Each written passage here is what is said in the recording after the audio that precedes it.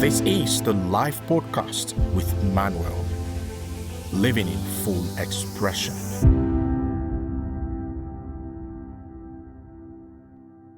Most of us treat no as a verdict, a final judgment on our worth, our offers, or our ability. But in truth, a no is almost always incomplete information, dressed up as a closed door. Some no's are about circumstances that have nothing to do with you, while others contain a real correctable piece of feedback. But neither one is a verdict on who you are. The uncomfortable truth is that the withdrawal and the self-doubt so many of us fall into after rejection often cost us more than the original no ever did. And living in full expression means learning to hear no as a data you can work with, not a sentence you have to serve. I've had people tell me no to things I knew deep inside would genuinely help them. And here's the parts that stink more than it should. Sometimes that no comes from people you would expect to say yes. People close to you, people whose relationship with you should have made it easier, not harder. When that happens, it doesn't just feel like a no, it feels personal in a way a stranger's no never quite does. For a long time, my first reaction to any no was some version of the same thought.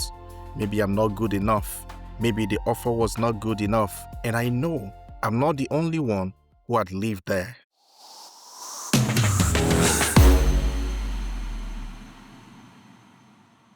Welcome to the Life Podcast with me, your host, Manuel. And in today's episode, we're going to be talking about the mindset behind every no you've ever received, especially if you're building something, selling something, or offering something you genuinely believe in. Because whichever way that no comes, it was never meant to be the verdict you turned it into. So if you're ready, let's get started.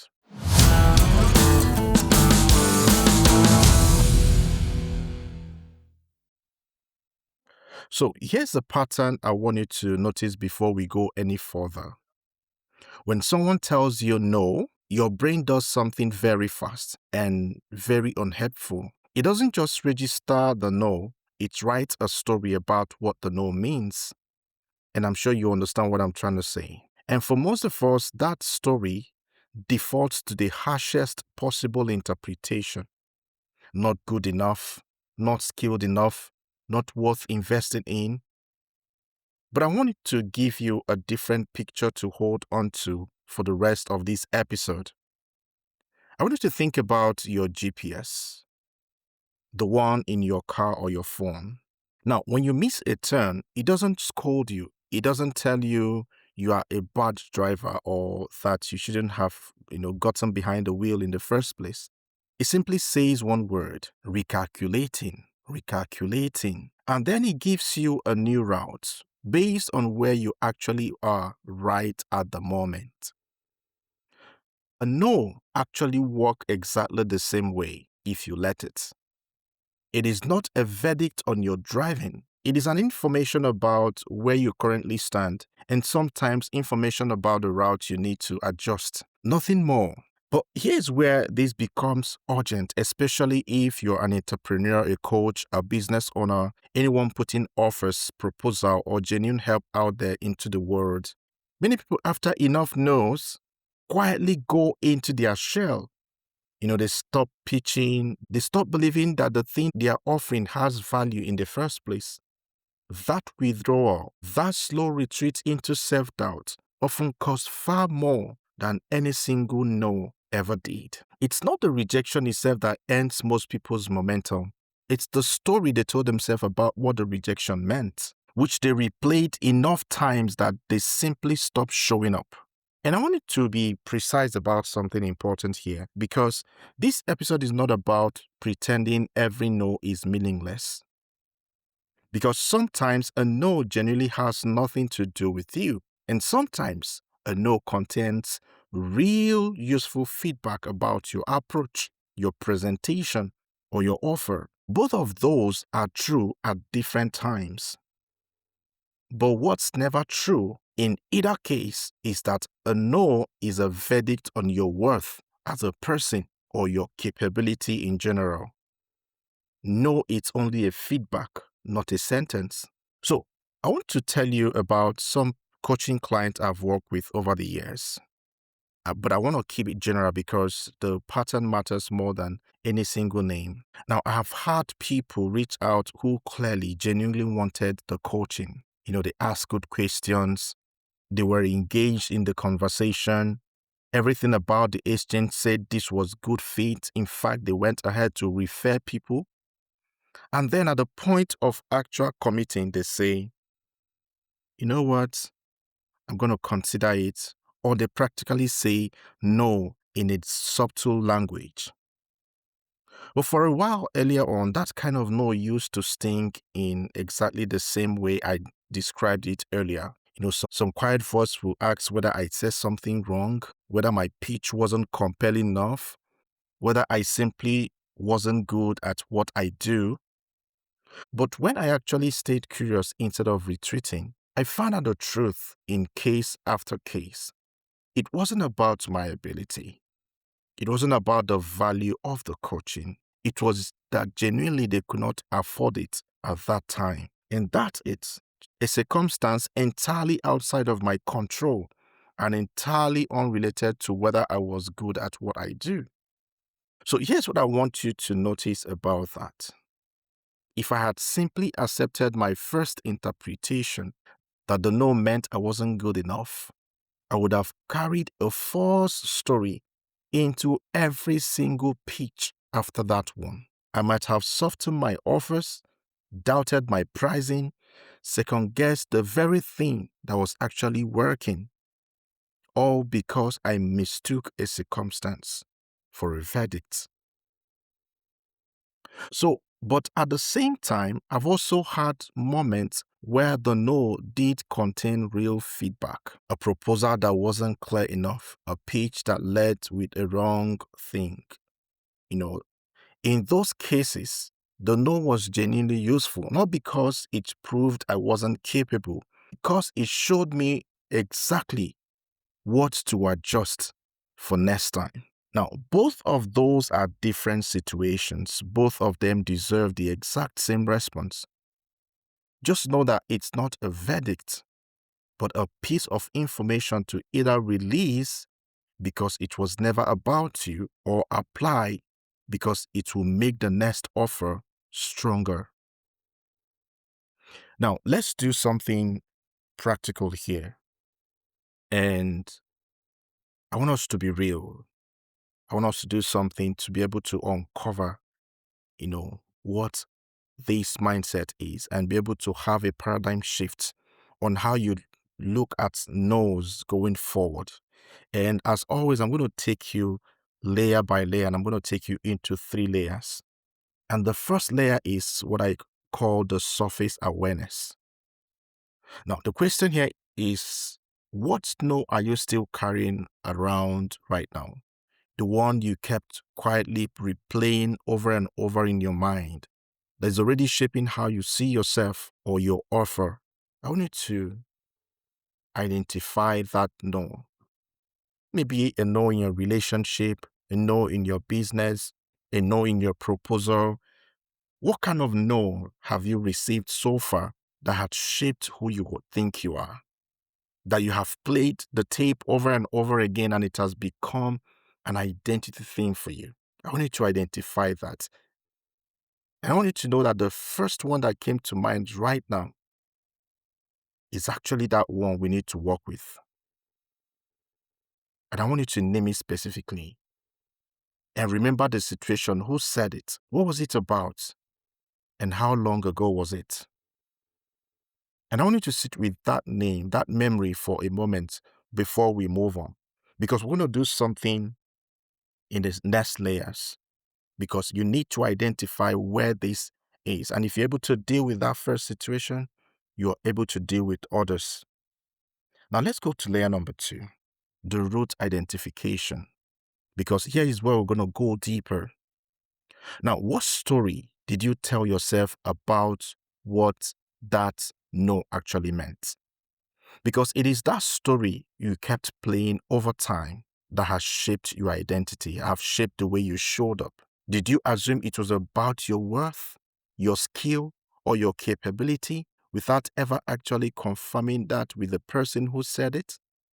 When did you first learn to interpret rejection this way, as a verdict rather than an information? Because that story formed a mindset for you.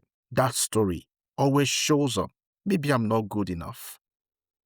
Maybe I'm not worth it. Maybe I don't deserve it. What story have you told yourself because of the no's you've received, and these have shaped your mindset? If the honest answer is that you never actually asked and simply assumed the worst, that is not a personal failing. It is simply the default most of us were never taught to question. Because you've played that in your mind, it has become a verdict. It has become an identity. And that has formed the way you show up in life. But I want you to know that that can change, and that will change even right now. Now, this is what we're going to do. I'm going to take you through the layer number 3, which is where we're going to do a separation and a reorientation. Now, here's a distinction that changes everything. The no and the meaning you assign to it are two different and separate things. The no is only an event, but the meaning is a story, and you are the one who wrote it. And if you're the one who wrote it, it means you can rewrite it again. Ask yourself honestly, was this no actually about you, your presentation, your offer, your approach? What was it about? Or was it about the circumstances, the timing, the capacity, something entirely outside of your control? Because the truth is, when this happens, you first of all want to blame yourself for everything. But remember, some of the no's are not in your control. Maybe the client was not ready. Maybe they were in a bad mood at the moment you met them. Maybe something had come up. But because you have played this tape in your mind, you took that to be a verdict about you. And I'm not saying that this happens just on the side of the person. You could be the reason why this happened, maybe because of your approach. The way you approach the presentation, the way you approach the marketing, the way you approach the communication. Maybe if you have done it a separate way, it would have been better. And that is why it's a data that you need to harness and work with to make it better next time. It is not about you. You need to separate the event from your identity. Now, if it was genuinely about your approach, then what specific correctable piece of feedback is actually inside it? Because you need to be honest about it. Sometimes we don't receive this in good faith. Or maybe the person who said it didn't say it in grace, and you felt, embarrassed, your ego was bruised. But deep inside, there's a correctable piece of feedback that is inside it, and that's what you need to identify. Not I'm not good enough. I mean something concrete you could actually adjust. But either way, what would change in how you show up next? If every future no arrives labeled correctly as feedback, not a verdict? That's a question you need to ask yourself.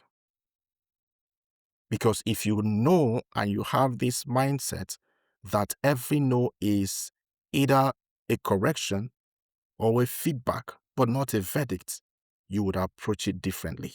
Now, here's how you turn what just surfaced into something practical, something you can actually run with next time a no arrives. And we're going to do it in 4 moves. Number 1, you're going to do this. Separate the no from the story. You need to write down the literal no, exactly what was said or communicated. Then separately, write down the meaning you initially assigned to it. Seeing them side by side makes it obvious how much you've added to what was never actually said. Number 2, you need to run the 2 basket test.